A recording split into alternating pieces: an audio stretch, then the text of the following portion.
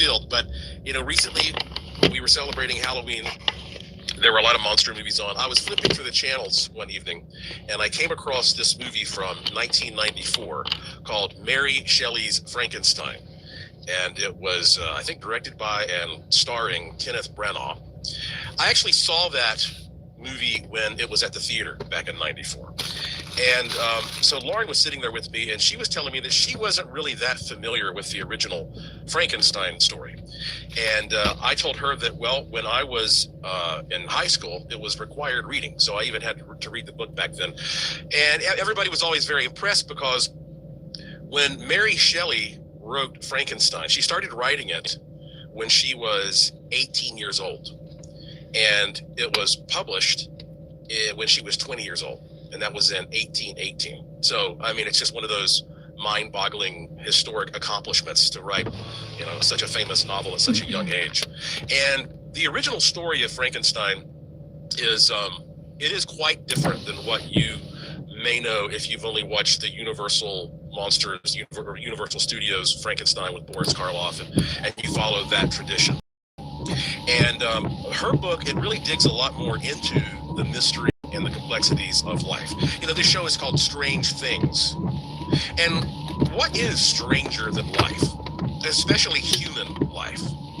It almost seems like if we can get to the bottom of that, that can be the key to opening up everything else about our relationship with the universe and how to tap into it and how to manifest things and how to experience other dimensions and how to transcend the physical body and all of these things that we wonder about. And so since Lauren was not familiar with the original Frankenstein, I was telling her a little bit about it. Frankenstein, he's famously large, and in the book, he was 8 feet tall.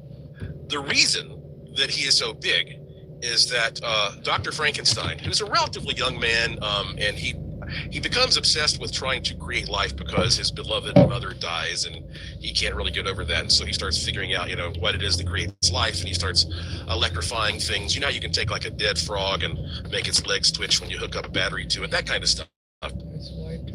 And but the thing is, Dr. Frankenstein said that working on a human was very difficult because you had all of these minute little parts, tiny little veins and delicate portions of organs, and it was just too hard for him to work on it. So to compensate, he had to make a larger being so it would be easier for him to work on these parts, which actually does make sense. And so, what he does in the book is he goes around and he cobbles together bits and pieces of criminals that have been executed, murderers and thieves and such. And he's basically like grave robbing and doing whatever he can. And he gets some big body parts, and then other parts he just kind of creates from scratch. And he sews this, giant thing together. And so I went back and I was reading the book and I was thinking, like, what exactly does she say about the technology he used to bring life to this terrifying, what turns out to be a terrifying monster? And there's really only one sentence that gets into that. Here it is, quote, "It was on a dreary night of November that I beheld the accomplishment of my toils. With an anxiety that almost amounted to agony, I collected the instruments of life around me, that I might infuse a spark of being into the lifeless thing that lay at my feet." End quote. So she doesn't get too specifically into the technology of how he does it, which is a smart thing. You just kind of use your imagination to fill in the weird chemistry and electrical stuff that he might be doing. And of course, all that was very dramatized in the movies. But I'd like to read to you a little bit more about this now that I'm getting into it, because when you think of Frankenstein, the traditional Frankenstein, you think of this giant guy with a block head and the bolts coming out of his neck who kind of lumbers around like a zombie. And that's actually not how Frankenstein looks in the novel. As a matter of fact, Frankenstein can speak, and he ends up eventually, by observing people, learning how to speak quite eloquently. So here's the full passage, okay? It tells you what he looks like. "It was on a dreary night of November that I beheld the accomplishment of my toils. With an anxiety that almost amounted to agony, I collected the instruments of life around me, that I might infuse a spark of being into the lifeless thing that lay at my feet. It was already 1 in the morning. The rain pattered dismally against the panes, and my candle was nearly burnt out when, by the glimmer of the half-extinguished light, I saw the dull yellow eye of the creature open. It breathed hard, and a convulsive motion agitated its limbs. How can I describe my emotions at this catastrophe, or how delineate the wretch whom with such infinite pains and care I had endeavored to form? His limbs were in proportion, and I had selected his features as beautiful. Beautiful! Great God! His yellow skin scarcely covered the work of muscles and arteries beneath.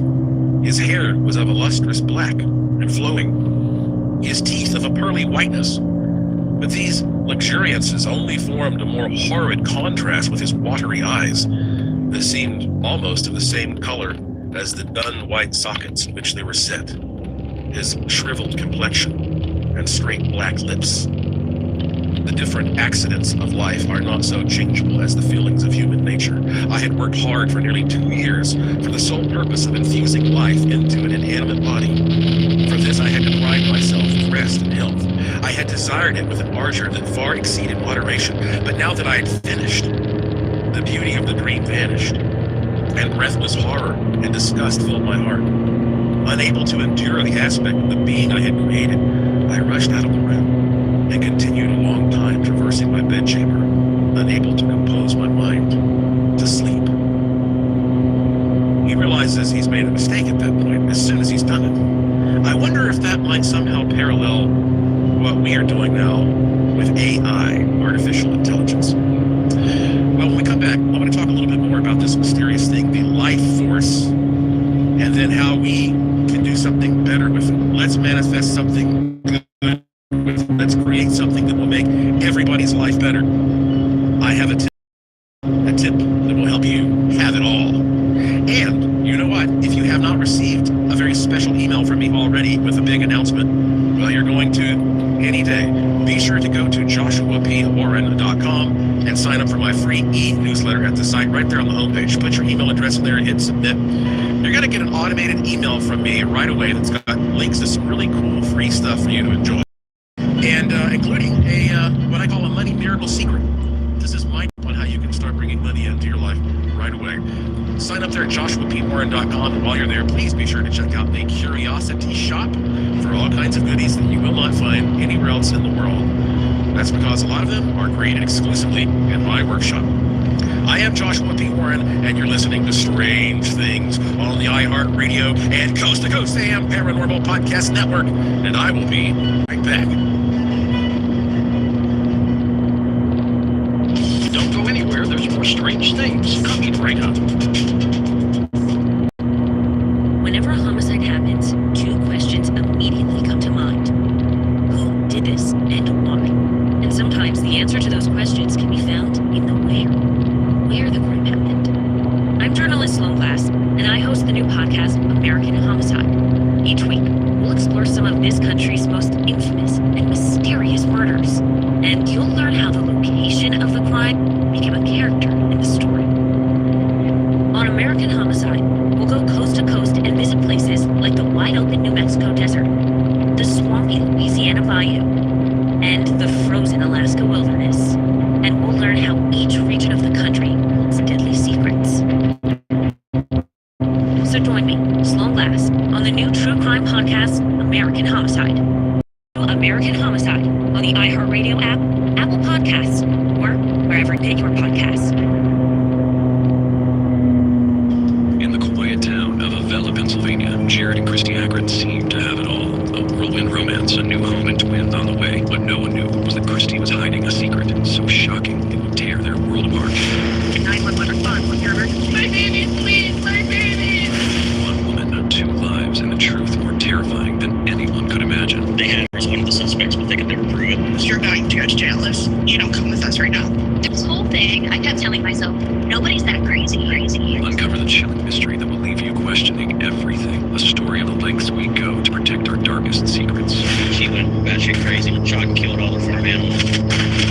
Slaughtered them in front of the kids, tried to burn their house down. Audio Up presents The Unborn on the iHeartRadio app, Apple Podcasts, or wherever you get your podcasts. The Coast to Coast AM mobile app is here and waiting for you right now. With the app, you can hear classic shows from the past 7 years, listen to the current live show, and get access to the Art Bell Vault where you can listen to uninterrupted audio. So head on over to the coasttocoastam.com website. We have a handy video guide to help you get the most out of your mobile app usage. All the info is waiting for you now at coasttocoastam.com. That's coasttocoastam.com. Whenever a homicide happens, two questions immediately come to mind. Who did this and why? And sometimes the answer to those questions can be found in the where the crime happened. I'm journalist Sloan Glass, and I host the new podcast, American Homicide. Each week, we'll explore some of this country's most infamous and mysterious murders, and you'll learn how the location of the crime became a character in the story. On American Homicide, we'll go coast to coast and visit places like the wide-open New Mexico desert, the swampy Louisiana bayou, and the frozen Alaska wilderness. And we'll learn how each region of the country holds deadly secrets. So join me, Sloan Glass, on the new true crime podcast, American Homicide. Listen to American Homicide on the iHeartRadio app, Apple Podcasts, or wherever you get your podcasts. Hi, this is George Norrie, and you're listening to the new iHeartRadio and Coast to Coast AM Paranormal Podcast Network. Now let's get back to Strange Things with Joshua P. Ward.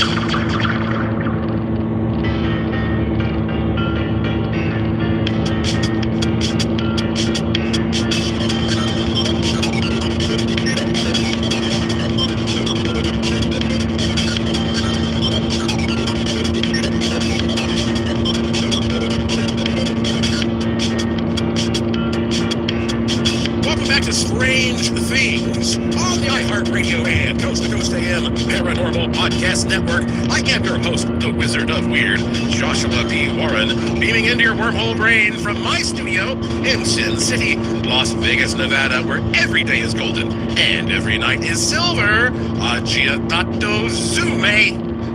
And I must say, I do have a feeling that eventually AI is going to do something bad.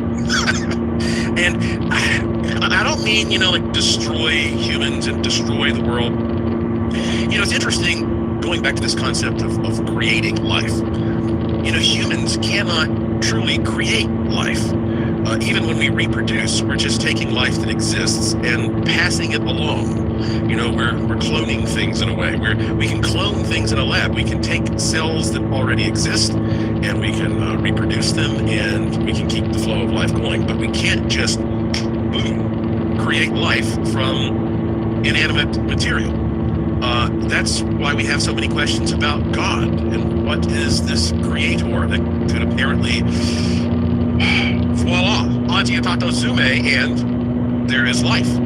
Seems like something comes from nothing. We can't wrap our brains around that. So humans can't do that like Dr. Frankenstein, but we can come close to a model of it by using computer technology. And that's what we're doing with AI. And the reason that I definitely understand the value of AI, and I'm not a doom and gloomer, but I do think that as AI becomes more and more advanced and we become more and more reliant upon it, it's going to be flawed because it is ultimately created by humans and humans are flawed. So we're putting human-like traits into this, and so it's going to end up doing some undesirable things, just like humans do.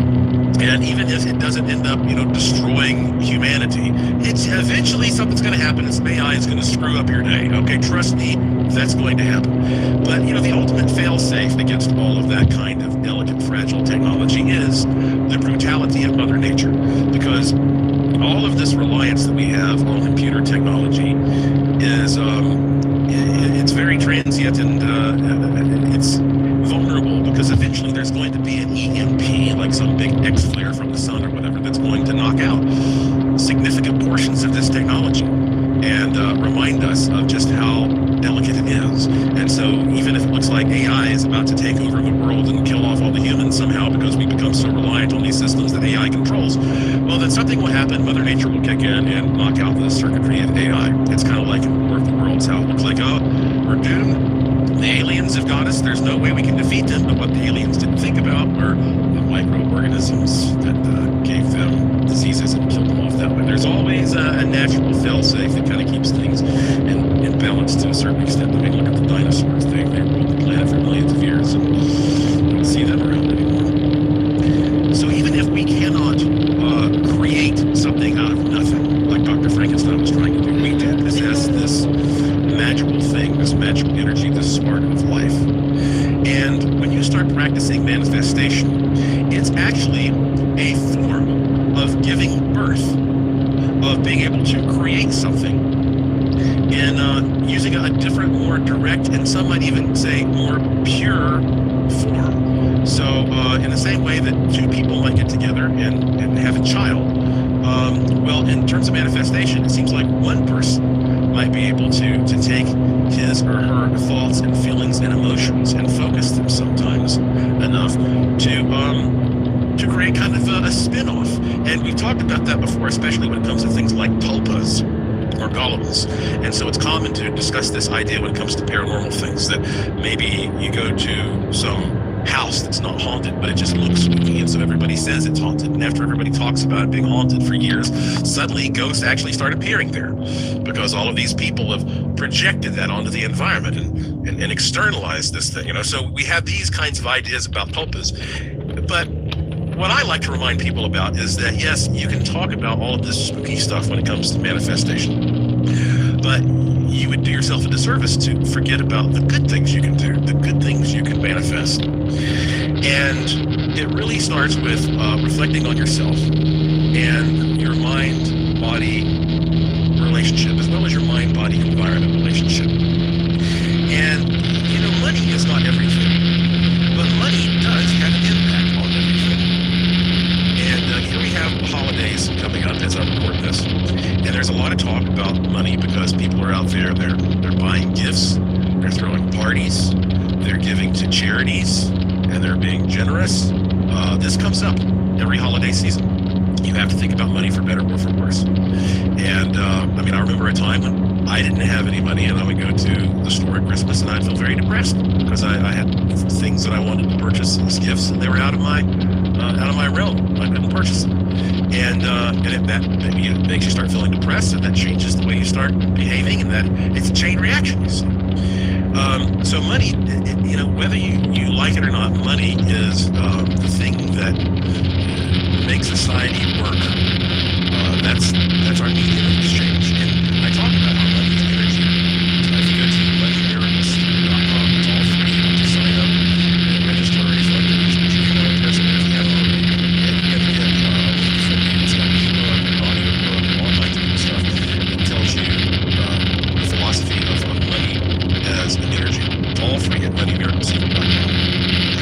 And there was an author, I believe, he's passed away now. His name was Arnold Patent. And he published a book in 1984 called You Can Have It All. As a matter of fact, somebody emailed me recently and said, "You read this book?" And I said, "Yes, I have." And it's one of those, he was a successful man, and so it's one of those great books of advice on how to manifest things, self-help, self-transformation, all that kind of business. And he published another book in 2005 called Money. And in that book, there's a quote that a lot of people in the law of attraction field have brought up. And I even wrote this, I think, in my book, Use the Force. He said, "The sole purpose of money is to express appreciation." The sole purpose of money is to express appreciation. Now, on one level, that may make sense because you think, well, I give somebody money because they provided something for me that I enjoy. But in other cases, you might give money just because you're feeling charitable. Now you say, well, how is that expressing appreciation? I think when you give money charitably, you're actually expressing appreciation to the universe, to God, to whatever it was that blessed you with that money. So in other words, if you have some money and you decide to give a little portion of that to somebody who's in need, what you're actually doing is showing appreciation to the source of that money that came to you. So, even if you have $5, just give $1 away. You don't have to be rich to do that. But he continued writing in his book. He said, feeling appreciation is the first part of an experience that is completed when we express that appreciation. This is where money comes in. The sole purpose of money is to express appreciation. In addition to abundance being our natural state, so is the feeling of appreciation. The more appreciation we express, the more money we allow to flow in our lives to support that expression. This is how we enjoy the abundance that is always present. End quote there. Now, let me just say for a second, you might be somebody who is filthy rich listening to me right now. You say, I don't need money, but you have poor health. Well, that's okay, because there's still a lesson here in what I'm going to tell you when we come back from this break, because the mind and the body are connected. And if you feel better mentally, let me put it this way, the better you feel mentally, the healthier you will be physically, and vice versa. And when you feel your money is running dry, or when you feel your spirit is running dry, when you feel your health is running dry, and you begin to panic, there's something very important that you can do. But there is a rule. There is a rule. When we come back, I'm going to tell you what that important thing is that you can do. But even more importantly, I'm going to tell you the rule. And this is something that I recently came across, and I thought, I think this is meaningful enough and significant enough to share with everybody who listens to this podcast. And I hope you'll forward this one to other people as well. We'll get to it when I come back. I'm Joshua P. Warren. You're listening to Strange Things on the iHeartRadio and Coast to Coast AM Paranormal Podcast Network. And I will be back after these important messages.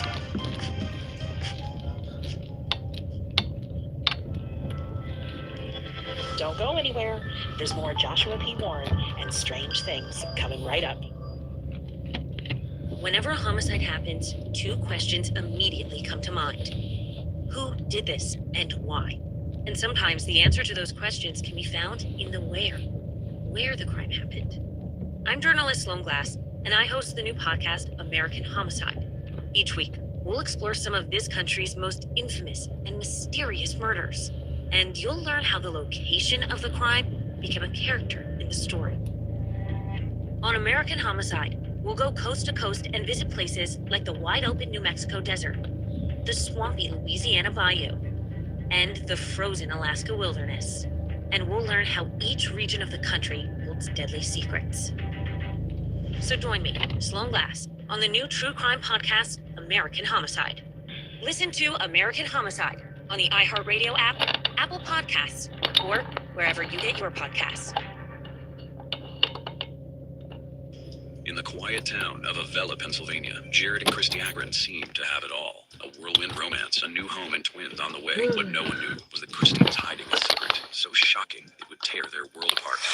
911 response. What's your emergency? My babies, please, my babies! One woman, two lives, and the truth more terrifying than anyone could imagine. They had her as one of the suspects, but they could never prove it. You're going to go to jail if you don't come with us right now. Throughout this whole thing, I kept telling myself, nobody's that crazy. Uncover the Audio App presents The Unborn on the iHeartRadio. People searching for someone for a great discount. Why? And sometimes, and mysterious, the swampy Louisiana American Homicide. You're listening.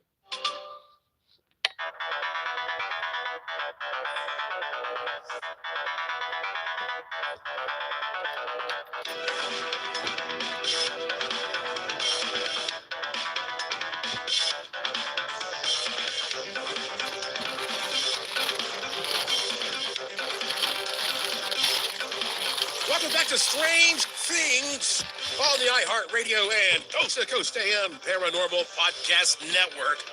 I'm your host, Joshua P. Warren, and this is the show where the unusual becomes usual. Here is what you can do if you want to manifest something in your life, no matter what you are trying to manifest specifically. You will have more power and you will do a better job if you give something to somebody. Could be money, could be an opportunity, it could be a service. The simplest thing is just to give money. Okay, just to give money.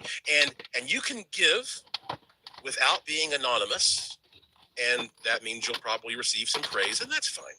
But also be sure to give anonymously. That's also powerful. Do both, because when you give anonymously, you're truly giving because you're not even receiving direct praise for that. There's something very powerful about giving anonymously. Even if you leave a $5 bill somewhere, in a bathroom or next to a gas pump or on the shelf at the grocery store, or, and then you'll see it start coming back to you. But here's the rule that I'm going to tell you. And I'm telling you something about just giving, even when you're like, I don't know why, I don't need to be doing this, but I'm going to do it. Here's what happens. Here is this powerful rule, this life-changing tip. I can sit here and I can give you tips and I can give you advice, or you can listen to this, but actually none of this is as powerful as if you have a mental image of what this means and how this may work for you. You need a visualization, and some people have trouble visualizing things.